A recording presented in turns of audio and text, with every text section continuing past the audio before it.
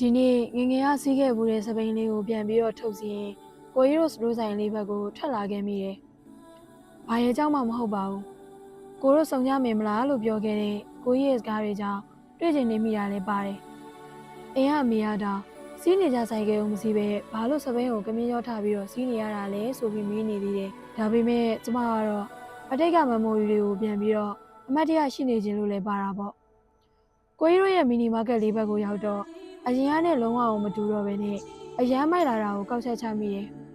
။မားကတ်လေးထဲမှာကြောင်းပိတ်ရမို့လို့လူတွေကတော့ရှင်းတယ်။ဒါပေမဲ့ကျူရှင်သားတက်ရန်ရှိတဲ့ကလေးတွေကတော့မုံနေဝေနေကြတယ်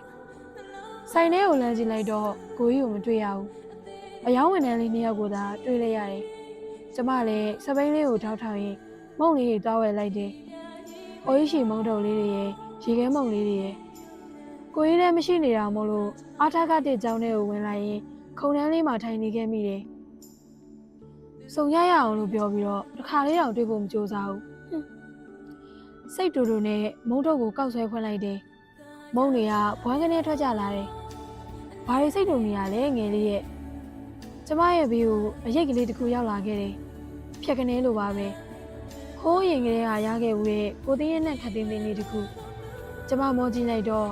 ကိုကြီးပါလား။ဘာတွေများစိတ်တူနေရလဲငယ်လေးရဲ့ကောင်လေးကိုစိတ်တူနေရလား။ဟာကောင်လေးမရှိပါဘူးဆိုနေ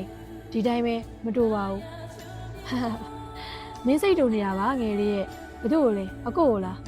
။မဟုတ်ပါဘူး။ကိုကြီးကိုဘာလို့စိတ်တူရမှာလဲ။အော်အင်းမကိုကြီးကအဲ့လိုပြောရင်းနဲ့ကျမဘေးကခုံတန်းလေးမှာဝင်ထိုင်နေ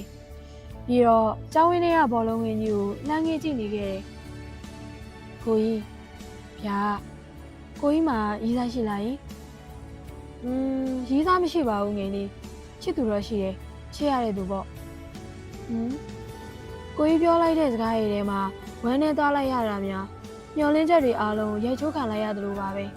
မျောလင်းချက်တွေအကုန်လုံးကအဲ့ဒီစကားထဲမှာပဲဝေဝါးသွားခဲ့တယ်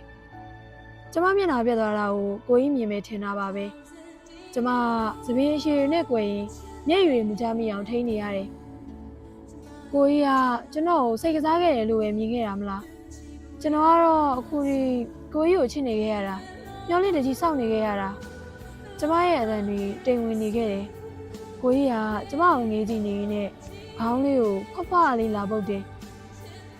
အကိုလည်းဘာလို့ကိုထက်ငယ်တဲ့ကောင်မလေးတယောက်ပြောတဲ့စကားတွေကိုအတူယူခဲ့မိပါလေကွာရှင်ဒီမှာကြည်စမ်းငယ်လေးကျမလမ်းကြည့်လိုက်တဲ့အချိန်မှာချစ်စရာကောင်းတဲ့တစ်တာပေါက်လေးတစ်ခုကိုတွေ့လိုက်ရတယ်ပြီးတော့အဲ့ဒီထဲမှာအသေးပုံချိုချင်လေးတွေငယ်လေးကိုပေးခဲ့တဲ့အသေးပုံချိုချင်လေးတွေကိုတင်ထားခဲ့တာရှင်ငယ်လေးတက်ကြီးလာတဲ့ခါကျရင်အကိုကိုချစ်သူတော်မယ်လို့ပြောခဲ့တယ်မလားအကိုလေအကိုမင်းကိုစောင့်နေခဲ့တာပါကွာအောက်ဆုံးထိကြာနေခဲ့တဲ့စိတ်ဟာကိုကြီးရဲ့စကားလေးတွေကြောင့်ချက်ချင်းကိုအပေါ်ဆုံးထိပြန်မြင့်တက်သွားခဲ့ရတယ်ရှင်ဘက်ထဲကနေတံပိုးတွေကိုလုံးဝထိမရတော့တဲ့နောက်ဆုံးမှာကိုကြီးရဲ့နှကန်းလေးကိုစက်ကနေနဲ့မိသွားတယ်ရုတ်တရက်ကြီးကိုကိုတောင်ဘာလို့မိသွားလဲကျမမသိလိုက်ဘူးမျက်လုံးလေးပြိုးရင်းနဲ့သာကိုကြီးကိုကြည့်နေခဲ့မိတယ်ပြီးတော့မှရှက်လိုက်တာဆိုပြီးတော့အော်ဟစ်ရင်းနဲ့မျက်နှာကိုလက်နဲ့အုပ်ထားမိတယ်ငယ်လေးအကိုလေးအကိုရင်နေအရန်ခုန်နေရင်သိလားလက်တွေလည်းအေးလာတယ်ခိုင်းကြည့်ကြည့်စမ်းပါဦးအဲ့ဟာချစ်ကြောင်မလားယင်ဟုတ်ပါကိုကြီးလက်ပြားရည်လည်းအေးဆက်နေတာပဲကျမလက်ပြားရည်လည်းအေးဆက်နေတာပဲကိုကြီးငယ်လေးလေးလေတလောကလုံးကလက်ပြားလေးဘေးနားမှာဝဲနေတယ်လို့ခံစားရတယ်အဲ့ဒါလေအချစ်ကြောင်ပဲထင်နေတော့ခုံတန်းလေးပေါ်မှာထိုင်နေရင်းနဲ့ပဲနှစ်ယောက်သားရဲ့လက်ကလေးတွေကိုခတ်တင်းလေးစုပ်ကင်ထားမိပါတော့တယ်